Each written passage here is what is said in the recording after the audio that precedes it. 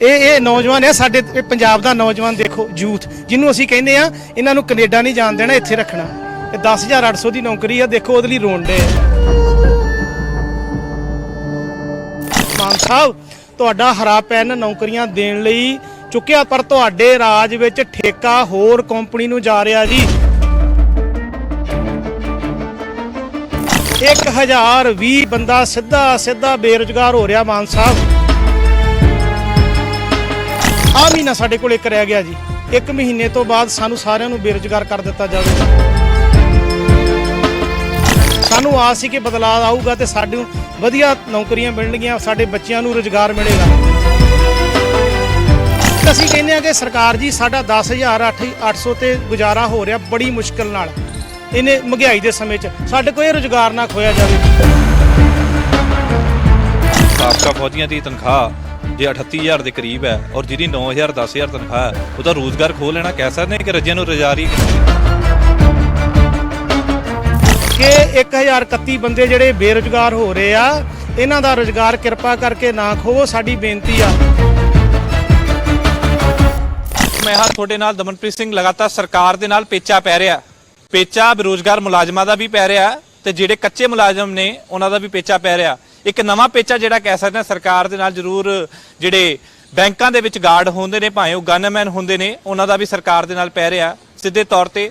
ਕਿਉਂਕਿ ਮੰਗ ਇਹੀ ਹੈ ਕਿ ਜੇਕਰ ਕੱਚੇ ਨੂੰ ਪੱਕਾ ਨਹੀਂ ਕਰ ਸਕਦੇ, ਘੱਟੋ ਘੱਟ ਕੱਚਿਆਂ ਦੀ ਨੌਕਰੀ ਤੇ ਨਾ ਖਾਓ। ਇਹ ਸਰਕਾਰ ਨੂੰ ਸਿੱਧੇ ਤੌਰ ਤੇ ਜਿਹੜੀ ਭਗਵੰਤ ਮਾਨ ਸਰਕਾਰ ਨੂੰ ਘੇਰਦੇ ਹੋਏ ਜਿਹੜੇ ਗਨਮੈਨ ਨੇ ਉਹ ਸਿੱਧੇ ਤੌਰ ਤੇ ਸਾਹਮਣੇ ਆ ਰਹੇ ਨੇ।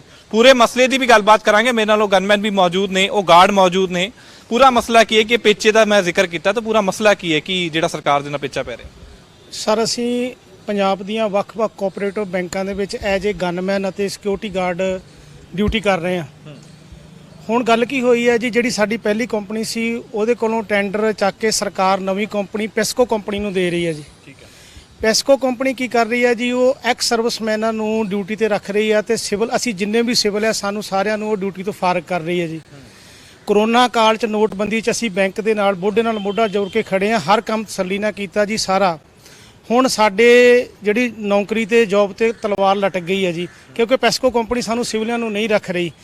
ਅਸੀਂ ਉਸ ਵਿਸ਼ੇ ਵਿੱਚ ਵੱਖ-ਵੱਖ ਪੰਜਾਬ ਦੇ ਐਮਐਲਏ ਮੰਤਰੀ ਸਾਹਿਬਾਨ ਸਾਰਿਆਂ ਨੂੰ ਮੰਗ ਪੱਤਰ ਦੇ ਚੁੱਕੇ ਹਾਂ ਜੀ ਕਿ ਸਾਡੀ ਸੁਣਵਾਈ ਨਹੀਂ ਹੋ ਰਹੀ। ਪਲੀਜ਼ ਸਾਡਾ 1020 ਬੰਦੇ ਆ ਜੀ ਜਿਹੜੇ ਬੇਰੁਜ਼ਗਾਰ ਹੋ ਰਹੇ ਸਿੱਧੇ ਉਹਨਾਂ ਦੇ ਕਿੰਨੇ ਪਰਿਵਾਰ ਨਾਲ ਜੁੜੇ ਆ ਜੀ, ਕਿੰਨੇ ਬੱਚੇ ਕਿੰਨੇ ਰਿਸ਼ਤੇਦਾਰ ਸਾਰੇ ਤੰਗ ਹੋ ਰਹੇ ਆ ਜੀ। ਸਾਡੀ ਸਰਕਾਰ ਕੋਲੋਂ ਇਹ ਪੁਰਜ਼ੋਰ ਬੇਨਤੀ ਆ, ਕਿਉਂਕਿ ਸੀਐਮ ਸਾਹਿਬ ਸਰਦਾਰ ਭਗਵੰਤ ਸਿੰਘ ਮਾਨ ਕੋਈ ਇੱਕ ਮਹਿਕਮਾ ਸਹਿਕਾਰਤਾ ਮੰਤਰੀ, ਉਹਨਾਂ ਨੂੰ ਸਾਡੀ ਬੇਨਤੀ ਆ ਸੀਐਮ ਸਾਹਿਬ ਤੁਸੀਂ ਹਰਾ ਪੈਨ ਚੱਕਿਆ ਸੀ ਕਿ ਅਸੀਂ ਜਿਹੜੀ ਆ ਜੋਬਾਂ ਦੇਵਾਂਗੇ, ਬਟ ਹੁਣ ਉਹ ਹਰਾ ਪੈਨ ਜਿਹੜਾ ਵਾ ਸਾਡੇ ਸਿਕਿਉਰਿਟੀ ਗਾਰਡਾਂ ਤੇ ਗਨਮੈਨਾਂ ਤੇ ਪਤਾ ਨਹੀਂ ਕਿੱਥੇ ਜਾ ਰਿਹਾ ਜੀ। ਸਾਡੀ ਜੌਬ ਜਿਹੜੀ ਉਹ ਖਤਰੇ ਵਿੱਚ ਆ ਪਈ ਆ। ਉਸ ਸਿਲਸਿਲੇ ਵਿੱਚ ਅਸੀਂ ਅੱਜ ਸੀਐਮ ਸਾਹਿਬ ਦੀ ਕੋਠੀ ਗਏ ਸੀ ਜੀ। ਸਾਰੇ ਪੰਜਾਬ ਦੇ ਵੱਖ-ਵੱਖ ਜ਼ਿਲ੍ਹਾ ਪ੍ਰਧਾਨ ਔਰ ਅਹੁਦੇਦਾਰ ਸਮੂਹ ਗਨਮੈਨ ਗਾਰਡ ਯੂਨੀਅਨ, ਅਸੀਂ ਮੰਗ ਪੱਤਰ ਜੀ ਓਐਸਡੀ ਸਾਹਿਬ ਨੂੰ ਦਿੱਤਾ ਵਾ। ਉਹਨਾਂ ਦਾ ਨਾਮ ਹੈ ਜੀ ਬਰਾੜ ਜੀ, ਸਕੱਤਰ ਜਿਹੜੇ ਆ ਉਹਨਾਂ ਨੂੰ ਮੰਗ ਪੱਤਰ ਦਿੱਤਾ। ਇੱਕ ਦਲਜੀਤ ਘੁਮਾਣ ਹੈ ਜੀ ਜਿਹੜੇ ਪੀਏ ਆ, ਉਹਨਾਂ ਨੂੰ ਮੰਗ ਪੱਤਰ ਦਿੱਤਾ। ਉਹਨਾਂ ਨੇ ਸਾਨੂੰ ਭਰੋਸਾ ਦਵਾਇਆ ਵਾ ਫਿਲਹਾਲ ਕਿ ਅਸੀਂ ਤੁਹਾਡੀ ਜਿਹੜੀ ਮੀਟਿੰਗ ਆ ਉਹ ਸੀਐਮ ਸਾਹਿਬ ਨਾਲ ਜਿਹੜੀ ਨਿਸ਼ਚਿਤ ਕਰਾਵਾਂਗੇ। ਬਟ ਵੀਰ ਜੀ ਸਾਡੇ ਆ ਮਹੀਨਾ ਸਾਡੇ ਕੋਲ ਇੱਕ ਰਹਿ ਗਿਆ ਜੀ। 1 ਮਹੀਨੇ ਤੋਂ ਬਾਅਦ ਸਾਨੂੰ ਸਾਰਿਆਂ ਨੂੰ ਬੇਰੁਜ਼ਗਾਰ ਕਰ ਦਿੱਤਾ ਜਾਵੇਗਾ। ਸੋ ਸਾਡੀ ਇਹੀ ਬੇਨਤੀ, ਅਸੀਂ ਇਹੀ ਬੇਨਤੀ ਤੁਹਾਡੇ ਚੈਨਲ ਰਾਹੀਂ ਇਹ ਸਰਕਾਰ ਨੂੰ ਕਰ ਰਹੇ ਹਾਂ, ਸੀਐਮ ਸਾਹਿਬ ਔਰ ਸਮੂਹ ਸਰਕਾਰ ਨੂੰ, ਕਿ ਸਾਨੂੰ ਬੇਰੁਜ਼ਗਾਰ ਨਾ ਕੀਤਾ ਜਾਵੇ, ਸਾਡੀ ਨੌਕਰੀ ਤੋਂ ਸਾਨੂੰ ਨਾ ਫਾਰਗ ਕੀਤਾ ਜਾਵੇ। ਸਾਡੇ ਬੱਚੇ ਜਿਹੜੇ ਉਹ ਭੁੱਖਮਰੀ ਦਾ ਸ਼ਿਕਾਰ ਹੋ ਜਾਣਗੇ। ਅੱਛਾ, ਜਿਹੜੀ ਕੰਪਨੀ ਤੁਸੀਂ ਕਹਿ ਰਹੇ ਹੋ ਤੁਹਾਨੂੰ ਕਿਉਂ ਨਹੀਂ ਰੱਖਦੀ ਨੌਕਰੀ ਦੇ ਵਿੱਚ, ਜਾਂ ਤੁਹਾਡਾ ਡਿਪਾਰਟਮੈਂਟ ਜਾਂ ਤੁਹਾਡਾ ਕੋਈ ਮੈਨੇਜਰ ਹੋਊਗਾ ਉਹ ਗੱਲਬਾਤ ਕਿਉਂ ਨਹੀਂ ਕਰਦਾ ਕਿ ਕੰਪਨੀ ਰੱਖਦੀ ਕਿਉਂ ਨਹੀਂ? ਐਕਚੁਅਲੀ ਜਿੰਨੀਆਂ ਬਾਕੀ ਕੰਪਨੀਆਂ ਸਾਰੀਆਂ ਰੱਖਦੀਆਂ ਜੀ, ਇੱਕ ਪੈਸਕੋ ਕੰਪਨੀ ਆ ਸਿਰਫ ਜਿਹੜੀ ਉਹ ਸਿਵਲੀਅਨ ਬੰਦਿਆਂ ਨੂੰ ਨਹੀਂ ਰੱਖਦੀ। ਅਸੀਂ ਸਾਰੇ ਸਿਵਲੀਅਨ ਆ ਵੀਰ ਜੀ, ਬਹੁਤਾਂਤ ਜਿਹੜੇ ਸਿਵਲੀਅਨ ਆ। ਅਸੀਂ ਕੋਈ ਫੌਜੀ ਵੀਰਾਂ ਦੇ ਕੋਈ ਵਿਰੋਧ ਵਿੱਚ ਨਹੀਂ ਗਏ। ਅਸੀਂ ਕਹਿ ਰਹੇ ਹਾਂ ਜੀ ABCD ਕੋਈ ਵੀ ਕੰਪਨੀ ਆਵੇ, ਅਸੀਂ ਕੋਈ ਪੱਕੇ ਹੋਣ ਦੀ ਮੰਗ ਨਹੀਂ ਕਰ ਰਹੇ, ਕੋਈ ਹੋਰ ਕੋਈ ਮੰਗ ਨਹੀਂ ਕਰ ਰਹੇ। ਸਰਕਾਰ ਕੋਈ ਇੱਕੋ ਹੀ ਮੰਗ ਕਰ ਰਹੇ ਹਾਂ ਕਿ ਸਾਨੂੰ ਜਿੱਥੇ ਅਸੀਂ ਡਿਊਟੀ ਕਰ ਰਹੇ ਹਾਂ ਜੀ, ਸਾਨੂੰ ਉਹ ਉਸੇ ਜਗ੍ਹਾ ਤੇ ਡਿਊਟੀ ਦਿੱਤੀ ਜਾਵੇ, ਸਾਨੂੰ ਨੌਕਰੀ ਤੋਂ ਫਾਰਗ ਨਾ ਕੀਤਾ ਜਾਵੇ। ਜਿਹੜੇ ਸਾਬਕਾ ਫੌਜੀ ਹੁੰਦੇ ਨੇ ਉਹਨੂੰ ਨੌਕਰੀ ਦੇ ਰਹੀਆਂ, ਹਾਲਾਂਕਿ ਉਹਨਾਂ ਦੀ ਪੈਨਸ਼ਨ ਵੀ ਹੁੰਦੀ ਹੈ ਕਿਤੇ ਨਾ ਕਿਤੇ। ਤੁਹਾਡੀ ਤਨਖਾਹਾਂ ਕਿੰਨੀਆਂ ਨੇ? ਸਾਡੀ ਜੀ ਤਨਖਾਹ ਜਿਹੜੀ ਆ 10,800 ਤੇ ਕੁਛ ਰੁਪਏ ਆ। ਤੇ ਜਿਹੜੇ ਸਾਡੇ ਫੌਜੀ ਵੀਰ ਆ, ਸਤਿਕਾਰਯੋਗ ਸਾਡੇ ਵੀਰ ਆ, ਭਾਵੇਂ ਬਾਰਡਰ ਤੇ ਦੇਸ਼ ਦੀ ਸੇਵਾ ਕੀਤੀ, ਉਹਨਾਂ ਨੂੰ 30 ਤੋਂ 35 40 ਹਜ਼ਾਰ ਰੁਪਇਆ ਪੈਨਸ਼ਨ ਆ। ਅਸੀਂ ਨਹੀਂ ਕਹਿੰਦੇ ਉਹਨਾਂ ਨੂੰ ਜੌਬ ਤੋਂ ਕੱਢ ਦਿਓ, ਸਾਡੇ ਨਾਲ ਕਈ ਫੌਜੀ ਵੀਰ ਵੀ ਹੈਗੇ ਆ, ਬਟ ਅਸੀਂ ਕਹਿੰਦੇ ਆ ਕਿ ਸਰਕਾਰ ਜੀ ਸਾਡਾ 10,000 800 ਤੇ ਗੁਜ਼ਾਰਾ ਹੋ ਰਿਹਾ ਬੜੀ ਮੁਸ਼ਕਲ ਨਾਲ ਇਹਨੇ ਮਹਿੰਗਾਈ ਦੇ ਸਮੇਂ 'ਚ। ਸਾਡੇ ਕੋਈ ਰੁਜ਼ਗਾਰ ਨਾ ਖੋਇਆ ਜਾਵੇ। ਸਾਡੇ ਗਨਮੈਨਾਂ ਦਾ ਤਜਰਬਾ ਵੀਰ ਜੀ ਕਿਸੇ ਦਾ 10 ਸਾਲ, ਕਿਸੇ ਦਾ 15 ਸਾਲ, ਕਿਸੇ ਦਾ 20 ਸਾਲ, ਇਹ ਤਜਰਬਾ ਸਾਡਾ। ਫੌਜੀ ਵੀਰਾਂ ਨਾਲੋਂ ਵੱਧ ਤਜਰਬਾ ਸਾਡੇ ਸਿਵਲੀਅਨਾਂ ਦਾ ਵਾ। ਤੁਸੀਂ ਕਿਤੇ ਵੀ ਬੈਂਕ, ਸਾਡੀ ਬਾਕੀ ਸ਼ਿਕਾਇਤ ਕੋਈ ਨਹੀਂ ਹੈ ਜੀ ਬੈਂਕਾਂ 'ਚ, ਜਿੰਨਾ ਚਿਰ ਹੋ ਗਏ ਡਿਊਟੀ ਕਰਦਿਆਂ ਨੂੰ ਕੋਈ ਸ਼ਿਕਾਇਤ ਨਹੀਂ ਹੈ ਸਾਡੀ। ਬੈਂਕਾਂ 'ਚ ਬੜੀ ਇਮਾਨਦਾਰੀ ਨਾਲ, ਬੜੀ ਤਨਦੇਹੀ ਨਾਲ ਸੇਵਾ ਕਰ ਰਹੇ ਆ। ਪਰ ਅੱਜ ਜਿਹੜੀ ਸਾਡੀ ਨੌਕਰੀ ਤੇ ਤਲਵਾਰ ਲਟਕੀ ਆ ਜੀ, ਜੌਬ ਤੇ ਤਲਵਾਰ ਲਟਕੀ, ਉਹਦੇ ਨਾਲ ਸਾਡੇ ਜਿਹੜੇ ਪਰਿਵਾਰ ਹੈ ਭੁੱਖਮਰੀ ਦੀ ਕਗਾਰ ਤੇ ਆ ਜਾਣ। ਕਹਿੰਦੇ ਰੱਜਿਆਂ ਨੂੰ ਰਜਾਉਣਾ ਨਹੀਂ, ਲੇਕਿਨ ਰਜਾਉਂਦੀ ਹੋਈ ਸਿੱਧੇ ਤੌਰ ਤੇ ਨਜ਼ਰ ਆ ਰਹੀ, ਕਿਉਂਕਿ ਜੇਕਰ ਸਾਬਕਾ ਫੌਜੀਆਂ ਦੀ ਤਨਖਾਹ ਜੇ 38,000 ਦੇ ਕਰੀਬ ਹੈ ਔਰ ਜਿਹਦੀ 9,000 10,000 ਤਨਖਾਹ ਹੈ, ਉਹਦਾ ਰੋਜ਼ਗਾਰ ਖੋਹ ਲੈਣਾ ਕਹਿ ਸਕਦੇ ਕਿ ਰੱਜਿਆਂ ਨੂੰ ਰਜਾ ਰਹੀ ਹੈ ਕਿਸੇ ਨਾ ਕਿਤੇ। ਬਿਲਕੁਲ ਬਿਲਕੁਲ ਕਹਿ ਸਕਦੇ ਆ ਜੀ, ਕਹਿ ਸਕਦੇ। ਫਿਲਹਾਲ ਤੇ ਇਹੀ ਹੋ ਰਿਹਾ ਜੀ। ਜੇ ਸਾਡੇ ਨਾਲ ਧੱਕਾ ਹੁੰਦਾ ਆਪਾਂ ਇਹੀ ਕਹਾਂਗੇ ਜੀ। ਫਿਲਹਾਲ ਹੋ ਰਿਹਾ ਏ, ਸਾਨੂੰ ਹੋ ਰਿਹਾ ਦਿਸ ਰਿਹਾ ਜੀ, ਕਿਉਂਕਿ ਪੈਸਕੋ ਕੰਪਨੀ ਦਾ ਠੇਕਾ ਹੋ ਗਿਆ ਵਾ। ਸਾਨੂੰ ਨਹੀਂ ਦੱਸ ਰਹੇ ਬਟ ਹੋ ਗਿਆ ਜੀ, ਤੇ ਇਹੀ ਹੋ ਗਿਆ ਜੀ, ਰਜਾ ਰਹੇ ਆ। ਅਸੀਂ ਤੇ ਇਹੀ ਬੇਨਤੀ ਕਰਦੇ ਹਾਂ, ਵੇਖੋ ਇਹ ਜਿੰਨੇ ਭਰਾ ਵਾ ਜੀ ਸਾਰੇ ਮੋਸਟਲੀ ਸਾਰੇ ਪਿੰਡਾਂ ਤੋਂ ਬਿਲੋਂਗ ਕਰਦੇ ਆ ਜੀ। ਆਮ ਆਦਮੀ ਪਾਰਟੀ ਦੀ ਸਰਕਾਰ ਬਣਾਉਣ 'ਚ ਪਿੰਡਾਂ ਦਾ ਬੜਾ ਵੱਡਾ ਯੋਗਦਾਨ ਸੀ। ਸਾਰੇ ਭਰਾਵਾਂ ਨੇ ਆਪ ਬੂਥ ਲਾ ਕੇ ਆਮ ਆਦਮੀ ਪਾਰਟੀ ਦੀ ਸਰਕਾਰ ਬਣਾਈ ਆ। ਸਾਨੂੰ ਆਸ ਸੀ ਕਿ ਬਦਲਾਅ ਆਊਗਾ ਤੇ ਸਾਨੂੰ ਵਧੀਆ ਨੌਕਰੀਆਂ ਮਿਲਣਗੀਆਂ, ਸਾਡੇ ਬੱਚਿਆਂ ਨੂੰ ਰੁਜ਼ਗਾਰ ਮਿਲੇਗਾ, ਠੀਕ ਆ। ਬਟ ਇਸ ਵੇਲੇ ਤੇ ਸਾਡੀ ਆਪਣੀ ਨੌਕਰੀ ਤੇ ਹੀ ਬਣ ਆਈ ਆ ਜੀ। ਸੋ ਉਸ ਕਰਕੇ ਸਾਨੂੰ ਸਾਰਿਆਂ ਨੂੰ, ਪੰਜਾਬ ਦੀ ਜਿਹੜੀ ਯੂਨੀਅਨ ਆ, ਅਸੀਂ ਸਾਡੀ ਪੁਰਜ਼ੋਰ ਮੰਗ ਆ ਤੁਹਾਡੇ ਚੈਨਲ ਰਾਹੀਂ ਕਿ ਸਾਡੀ ਜਿਹੜੀ ਨੌਕਰੀ ਉਹ ਸਾਨੂੰ ਬਹਾਲ ਕੀਤੀ ਜਾਵੇ, ਸਾਨੂੰ ਫਾਰਗ ਨਾ ਕੀਤਾ ਜਾਵੇ। ਇਹਦੇ ਨਾਲ ਸਾਡਾ ਪਰਿਵਾਰ ਪਲਦਾ। ਮਾਨ ਸਾਹਿਬ ਤੁਹਾਡਾ ਹਰਾ ਪੈਨ ਨੌਕਰੀਆਂ ਦੇਣ ਲਈ ਚੁੱਕਿਆ ਤੁਸੀਂ, ਅਸੀਂ ਤੁਹਾਡਾ ਧੰਨਵਾਦ ਕਰਦੇ ਹਾਂ। ਪਰ ਤੁਹਾਡੇ ਰਾਜ ਵਿੱਚ ਠੇਕਾ ਹੋਰ ਕੰਪਨੀ ਨੂੰ ਜਾ ਰਿਹਾ ਜੀ। 1020 ਬੰਦਾ ਸਿੱਧਾ ਬੇਰੁਜ਼ਗਾਰ ਹੋ ਰਿਹਾ। ਮਾਨ ਸਾਹਿਬ ਸਾਡੀ ਬੇਨਤੀ ਆ ਕਿ 1031 ਬੰਦੇ ਜਿਹੜੇ ਬੇਰੁਜ਼ਗਾਰ ਹੋ ਰਹੇ ਆ, ਇਹਨਾਂ ਦਾ ਰੁਜ਼ਗਾਰ ਕਿਰਪਾ ਕਰਕੇ ਨਾ ਖੋਵੋ, ਸਾਡੀ ਬੇਨਤੀ ਆ। ਤੇ ਸਾਨੂੰ ਉਹਨਾਂ ਨੇ ਵਿਸ਼ਵਾਸ ਵੀ ਦਿਵਾਇਆ ਕਿ ਤੁਹਾਡਾ ਸੀਐਮ ਸਾਹਿਬ ਨਾਲ ਮੀਟਿੰਗ ਕਰਾਵਾਂਗੇ। ਜੇ ਨਹੀਂ ਮੀਟਿੰਗ ਕਰਦੇ ਤੇ ਆ ਸਾਰੇ ਜ਼ਿਲ੍ਹਿਆਂ ਦੇ ਪ੍ਰਧਾਨ ਸਾਹਿਬਾਨ ਬੈਠੇ ਆ, ਅਸੀਂ ਇੱਕ ਪੰਜਾਬ ਲੈਵਲ ਦੀ ਮੀਟਿੰਗ ਕਰਕੇ ਅਗਲੀ ਜਿਹੜੀ ਰਣਨੀਤੀ ਉਹ ਲਿਖਾਂਗੇ। ਆਪਣੀ ਕੰਪਨੀ ਨਾਲ ਗੱਲਬਾਤ ਕਰਨ ਦੀ ਕੋਸ਼ਿਸ਼ ਕੀਤੀ ਕਿ ਇਸ ਤਰੀਕੇ ਨਾਲ ਠੇਕਾ ਜਾ ਰਿਹਾ, ਸਾਡਾ ਰੋਜ਼ਗਾਰ ਕਿੱਥੇ ਹੋਊਗਾ, ਜੇ ਇੱਥੇ ਨਹੀਂ ਤੇ ਕਿਤੇ ਹੋਰ ਤੇ ਰੋਜ਼ਗਾਰ ਜਿਹੜਾ ਉਹ ਠੇਕਾ ਦੇ ਸਕਦੀ ਹੈ, ਕਿਤੇ ਨਾ ਕਿਤੇ ਕੰਪਨੀ ਦੇ ਸਕਦੀ ਹੈ। ਉਹਦੇ ਨਾਲ ਗੱਲਬਾਤ ਹੋਈ ਹੈ ਕੰਪਨੀ ਨੇ ਤੇ ਹੱਥ ਝਾੜ ਦਿੱਤੇ ਜੀ, ਕਿਉਂਕਿ ਜਿਹੜਾ ਠੇਕਾ ਦੇਣਾ ਹੁੰਦਾ ਨਾ ਜੀ, ਇਹ ਸਰਕਾਰ ਨੇ ਤੇ ਸੰਬੰਧਿਤ ਐਮਡੀ ਜਿਹੜੇ ਨੇ, ਜਿੱਥੇ ਆਪਾਂ ਖੜੇ ਆ, ਇਹ ਐਮਡੀ ਸਾਹਿਬ ਨੇ ਤੇ ਸਰਕਾਰ ਨੇ ਮਿਲ ਕੇ ਕਿਸੇ ਕੰਪਨੀ ਨੂੰ ਠੇਕਾ ਦੇਣਾ ਹੁੰਦਾ, ਠੀਕ ਹੈ ਜੀ। ਤੇ ਸਾਨੂੰ ਨਹੀਂ ਪਤਾ ਇਹਦੇ ਵਿੱਚ ਕੋਈ ਲੈ ਦੇ ਹੋਇਆ ਕੀ ਨਹੀਂ ਹੋਇਆ, ਰੱਬ ਜਾਣੇ। ਅਸੀਂ ਨਹੀਂ ਇਸ ਗੱਲ ਨੂੰ, ਅਸੀਂ ਸਾਰੇ ਅਫਸਰ ਸਾਹਿਬਾਨਾਂ ਦਾ ਸਾਰਿਆਂ ਦਾ ਸਤਿਕਾਰ ਕਰਦੇ ਆ, ਬਟ ਸਾਡੀ ਇਹੀ ਬੇਨਤੀ ਆ ਕਿ ਸਾਨੂੰ ਕੋਈ ਵੱਧ ਨਾ ਦਿੱਤਾ ਜਾਵੇ, ਕਮ ਸੇ ਕਮ ਸਾਡਾ ਰੁਜ਼ਗਾਰ ਤਾਂ ਨਾ ਖੋਇਆ ਜਾਵੇ। ਸਾਨੂੰ ਜਿੱਥੇ ਹੈਗੇ ਸਾਡੀ ਨੌਕਰੀ ਜਿਹੜੀ ਆ ਉਹਨੂੰ ਬਰਕਰਾਰ ਰੱਖਿਆ ਜਾਵੇ ਜੀ, ਇਹੀ ਬੇਨਤੀ। ਕਿ ਰਲਮੀ ਮਿਲਮੀ ਕਿੱਥੇ ਗੇਮ ਹੋ ਸਕਦੀ, ਭਾਵੇਂ ਐਮਡੀ ਦੀ ਹੋਵੇ ਭਾਵੇਂ ਸਰਕਾਰ ਦੀ ਹੋਵੇ। ਵੇਖੋ ਜੀ, ਜੇ ਹੁਣ ਮੰਗ ਪੱਤਰ ਅਸੀਂ ਦਿੱਤਾ ਵਾ, ਜੇ ਰੱਦ ਨਹੀਂ ਹੁੰਦਾ, ਠੇਕਾ ਰੱਦ ਨਹੀਂ ਹੁੰਦਾ, ਤੇ ਆਪਾਂ ਮੰਨ ਸਕਦੇ ਬਿਲਕੁਲ ਹੋਊਗੀ। ਜੇ ਗੇਮ ਪਈ ਆ, ਜੇ ਵੇਖੋ ਜੀ ਅੱਗ ਲੱਗੀ ਤਾਂ ਧੂਆਂ ਤਾਂ ਹੀ ਨਿਕਲਦਾ।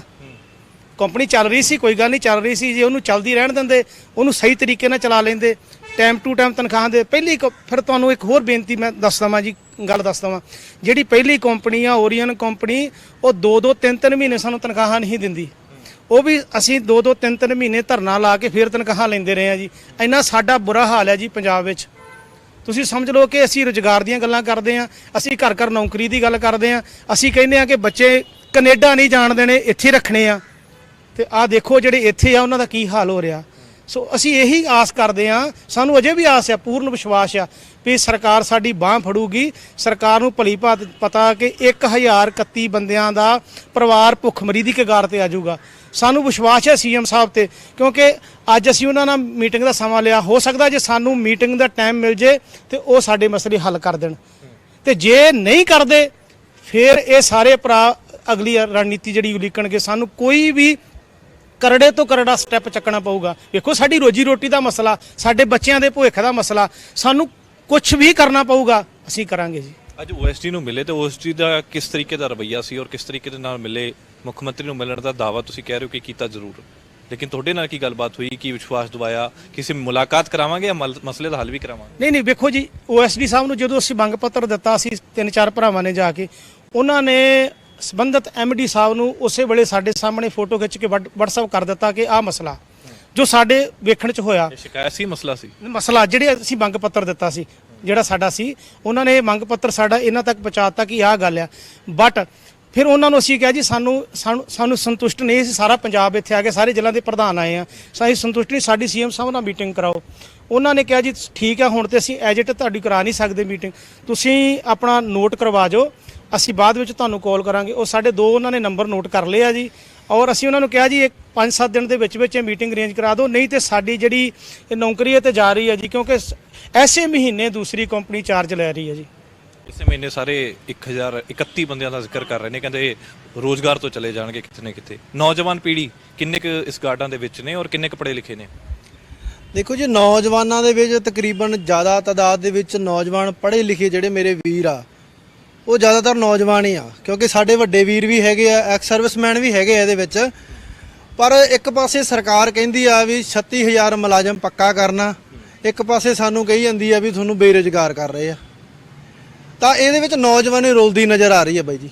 ਕੱਚੇ ਮੁਲਾਜ਼ਮ ਪੱਕੇ ਕਰਨ ਦੀ ਗੱਲ ਕੀਤੀ ਜਾ ਰਹੀ ਹੈ ਕਿ ਪੱਕੇ ਦੀ ਲੜਾ ਹੋ ਕਿ ਕਿਤੇ ਨਾ ਕਿਤੇ ਸਰਕਾਰੀ ਹੋ ਜਾਣਗੇ। ਤੁਸੀਂ ਤੇ ਕਹਿੰਦੇ ਹੋ ਸਾਡੀ ਕੱਚੀ ਵੀ ਜਾ ਰਹੀ ਹੈ। ਸਾਡੀ ਤਾਂ ਬਾਈ ਜੀ ਕੱਚੀ ਵੀ ਗਈ, ਜਾ ਕੀ ਰਹੀ ਹੈ ਗਈ ਮਤਲਬ, ਕਿਉਂਕਿ ਸਾਡੀ ਜਿਹੜੇ ਹਿਸਾਬ ਨਾਲ ਅੱਜ ਮੀਟਿੰਗ ਹੋਈ ਆ ਉਸ ਹਿਸਾਬ ਨਾਲ ਸਾਨੂੰ ਤਾਂ ਇਹ ਲੱਗਦਾ ਵੀ ਸਾਡੀ ਗਈ। ਬਾਕੀ ਅਸੀਂ ਸਰਕਾਰ ਨੂੰ ਇਹੀ ਬੇਨਤੀ ਕਰਦੇ ਹਾਂ ਵੀ ਸਾਡਾ ਜਿਹੜਾ ਰੁਜ਼ਗਾਰ ਆ ਨਾ ਇਹਨੂੰ ਰੈਗੂਲਰ ਚੱਲਦਾ ਰਹਿਣ ਦਿਓ। 10,869 ਰੁਪਏ ਦੇ ਸਾਡਾ ਗੁਜ਼ਾਰਾ ਹੁੰਦਾ, ਉਹ ਸਾਨੂੰ ਕਰ ਲੈਣ ਦਿਓ, ਕਿਉਂਕਿ ਸਾਡਾ ਇਹ ਨਹੀਂ ਮਸਲਾ ਵੀ ਸਾਨੂੰ ਪੱਕੇ ਕਰ ਦਿਓ, ਸਾਡਾ ਇਹ ਨਹੀਂ ਮਸਲਾ ਵੀ ਸਾਨੂੰ ਬੈਂਕਾਂ ਦੇ ਅੰਡਰ ਕਰ ਦਿਓ, ਪਰ ਸਾਡਾ ਰੁਜ਼ਗਾਰ ਤਾਂ ਚੱਲੀ ਜਾਣ ਦਿਓ।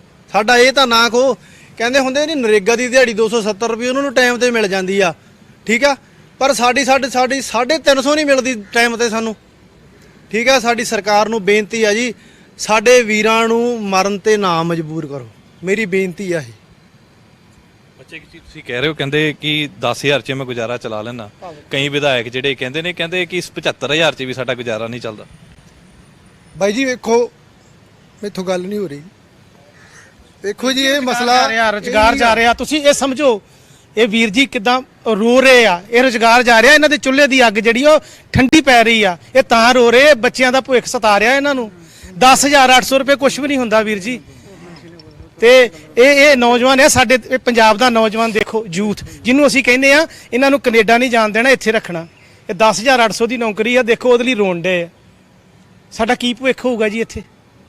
ਸਵਾਲ ਵੱਡਾ ਹੈ ਕਿ ਸਰਕਾਰ ਦੇ ਕੰਨਾਂ ਥੱਲੋਂ ਜੂ ਰੈਂਕਿੰਗ ਕਿ ਨਹੀਂ ਰੈਂਕਿੰਗ, ਕਿਉਂਕਿ ਇਸ ਤਰੀਕੇ ਦੇ ਨਾਲ ਜਦੋਂ ਇੱਕ ਜਗ੍ਹਾ ਹਰਾ ਪੈਂਟ ਚਲਾਉਣ ਦੀ ਗੱਲ ਕਹਿੰਦੇ ਰੋਜ਼ਗਾਰ ਤੇ ਹਰਾ ਪੈਂਟ ਚੱਲੂਗਾ, ਉਹ ਟਾਵਰ ਤੇ ਬੈਠੇ ਉਹ ਨੌਜਵਾਨ ਉੱਦਾਂ ਦੇ ਉੱਦਾਂ ਹੀ ਬੈਠੇ ਨੇ ਜਿਨ੍ਹਾਂ ਨੂੰ ਪਹਿਲਾਂ ਉਠਾ ਕੇ ਆਏ ਸੀ, ਹੌਸਲਾ ਦੇ ਕੇ ਆਏ ਸੀ।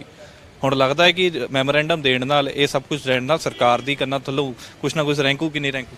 ਭਾਜੀ ਮਰਦਾ ਕੀ ਨਾ ਕਰੇ, ਹੁਣ ਅਸੀਂ ਮਰ ਰਹੇ, ਅਸੀਂ ਜਿਹੜਾ ਬੰਦਾ ਡੁੱਬਦਾ ਉਹ ਕਿਤੇ ਨਾ ਕਿਤੇ ਤਾਂ ਹੱਥ ਮਾਰਦਾ ਹੀ ਹੈ ਜੀ ਕਿ ਮੈਨੂੰ ਕੋਈ ਕਿਨਾਰਾ ਨਾ ਹੱਥ ਪੈ ਜਾਵੇ, ਮੈਂ ਬਚ ਜਾਵਾਂ। ਹੁਣ ਅਸੀਂ ਵੀ ਡੁੱਬਦੇ, ਕਦੀ ਕਿਸੇ ਨੂੰ ਮੰਗ ਪੱਤਰ ਦਿੰਦੇ, ਕਦੀ ਕਿਸੇ ਨੂੰ ਮੰਗ ਪੱਤਰ ਦੇ ਰਹੇ ਹਾਂ ਜੀ।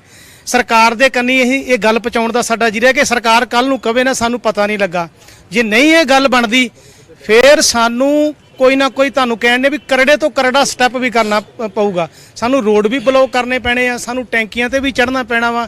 ਸਾਡੇ ਇੱਥੋਂ ਤੱਕ ਤੁਹਾਨੂੰ ਦੱਸ ਦਵਾਂ, ਕੁਝ ਵੀਰ ਸਾਡੇ ਖੁਦਕੁਸ਼ੀ ਕਰਨ ਲਈ ਵੀ ਸੋਚ ਰਹੇ ਆ ਕਿ ਜੇ ਸਾਡੀਆਂ ਜੋਬਾਂ ਚੱਲ ਗਈਆਂ ਅਸੀਂ ਕੀ ਕਰਾਂਗੇ। ਸਾਨੂੰ ਫੋਨ ਆਉਂਦੇ ਆ ਜੇ ਪ੍ਰਧਾਨ ਕਿ ਅਸੀਂ ਪ੍ਰਧਾਨ ਸਾਹਿਬ ਕੀ ਕਰਾਂਗੇ ਜੇ ਸਾਡੀ ਜੋਬ ਚੱਲ ਗਈ, ਇਹੀ ਸਾਡੇ ਕੋਲ ਜੋਬ ਆ ਤੇ ਅਸੀਂ ਤੇ ਰੁਲ ਗਏ, ਅਸੀਂ ਤੇ ਆ ਗਏ ਜ਼ਮੀਨ ਦੇ। ਸੋ ਦੇਖੋ ਜੋਬ ਕਿੱਡੀ ਕਿ ਛੋਟੀ ਆ। ਅਸੀਂ ਕੋਈ ਵੱਧ ਨਹੀਂ ਮੰਗ ਰਹੇ ਵੀਰ ਜੀ, ਅਸੀਂ ਕੋਈ ਇਹ ਨਹੀਂ ਮੰਗ ਰਹੇ ਸਾਨੂੰ 2 ਲੱਖ ਰੁਪਇਆ ਸਾਡੀ ਸੈਲਰੀ ਕਰ ਦਿਓ, ਸਾਨੂੰ ਪੱਕਿਆਂ ਕਰ ਦਿਓ ਜੀ, ਸਾਨੂੰ ਉਹ ਕਰ ਦਿਓ, ਸਾਨੂੰ ਜੇ ਕਰ ਦਿਓ। ਅਸੀਂ ਕਹਿ ਰਹੇ ਜਿੱਥੇ ਅਸੀਂ ਹੈਗੇ ਆ ਸਾਨੂੰ ਉੱਥੇ ਹੀ ਰਹਿਣ ਦਿਓ, ਜਿੱਥੇ ਅਸੀਂ ਪੁਰਾਣੀਆਂ ਸਰਕਾਰਾਂ ਵਿੱਚ ਚੱਲ ਰਹੇ ਸੀ ਸਾਨੂੰ ਉੱਥੇ ਰਹਿਣ ਦਿਓ, ਸਾਡਾ ਰੁਜ਼ਗਾਰ ਨਾ ਖੋ, ਹੱਥ ਜੋੜੇ ਤੁਹਾਡੇ ਅੱਗੇ। ਬਿਲਕੁਲ, ਤੇ ਰੋਜ਼ਗਾਰ ਖੋਣ ਦੀ ਗੱਲ ਜਿਹੜੀ ਉਹ ਕੀਤੀ ਜਾ ਰਹੀ ਹੈ ਕਿ ਸਰਕਾਰ ਇੱਕ ਜਗ੍ਹਾ ਤੇ ਕੱਚੇ ਮੁਲਾਜ਼ਮ ਪੱਕੇ ਮੁਲਾਜ਼ਮ ਦੀ ਗੱਲ ਕੀਤੀ ਜਾਂਦੀ ਹੈ ਕਿ 36000 ਜਿਹੜੇ ਕੱਚੇ ਮੁਲਾਜ਼ਮ ਪੱਕੇ ਕੀਤੇ ਜਾਣਗੇ, ਨਵਿਆਂ ਨੂੰ ਨੌਕਰੀ ਦਿੱਤੀ ਜਾਊਗੀ। ਲੇਕਿਨ ਇਹ ਲੋਕ ਉਹ ਨੇ ਜਿਹੜੇ ਕਹਿੰਦੇ ਨੇ ਜਿੰਨਾ 'ਚ ਗੁਜ਼ਾਰਾ ਸਾਡਾ ਚੱਲ ਰਿਹਾ, ਘੱਟੋ ਘੱਟ ਸਰਕਾਰ ਸਾਹਿਬ ਉਹ ਤੇ ਚੱਲਣ ਦਿਓ, ਤੇ ਉਸ ਨੂੰ ਲੈ ਕੇ ਜਿਹੜਾ ਸਰਕਾਰ ਨੂੰ ਜ਼ਰੂਰ ਘੇਰਿਆ ਜਾ ਰਿਹਾ। ਲੇਕਿਨ ਇੱਕ ਭਰੋਸਾ ਜ਼ਰੂਰ ਭਗਵੰਤ ਮਾਨ ਤੋਂ ਵੀ ਜਿਹੜਾ ਉਹ ਜਤਾਇਆ ਜਾ ਰਿਹਾ ਕਿ ਜੇਕਰ ਮੁਲਾਕਾਤ ਹੁੰਦੀ ਹੈ ਉਸ ਮੀਟਿੰਗ ਦੇ ਨਾਲ ਇਹਨਾਂ ਲੋਕਾਂ ਦਾ ਹੱਲ ਨਿਕਲ ਸਕਦਾ। 1031 ਮੁਲਾਜ਼ਮ ਜਿਹੜੇ ਨੇ, ਜਿਹੜੇ 10,800 ਕੁਛ ਰੁਪਏ ਤਨਖਾਹ ਲੈਂਦੇ ਨੇ, ਉਹਨਾਂ ਦਾ ਰੋਜ਼ਗਾਰ ਕਿਤੇ ਨਾ ਕਿਤੇ ਬਚ ਸਕਦਾ। ਤਾਂ ਅਪੀਲ ਜ਼ਰੂਰ ਮੁੱਖ ਮੰਤਰੀ ਦੇ ਨਾਲ ਜਿਹੜੀ ਉਹ ਕੀਤੀ ਜਾ ਰਹੀ ਹੈ, ਮੁੱਖ ਮੰਤਰੀ ਦੇ ਵੱਲ ਜਿਹੜੀ ਉਹ ਕੀਤੀ ਜਾ ਰਹੀ ਹੈ ਕਿ ਇੱਕ ਵਾਰੀ ਮੁਲਾਕਾਤ ਹੋ ਜੇ ਜਿਸ ਕਰਕੇ ਮਸਲੇ ਦਾ ਹੱਲ ਜਿਹੜਾ ਉਹ ਨਿਕਲ ਸਕਦਾ। ਕੈਮਰਾਮੈਨ ਬਿਨੀ ਦਾ ਦਮਪ੍ਰੀਤ ਸਿੰਘ, ਔਨ 에ਅਰ, ਚੰਡੀਗੜ੍ਹ।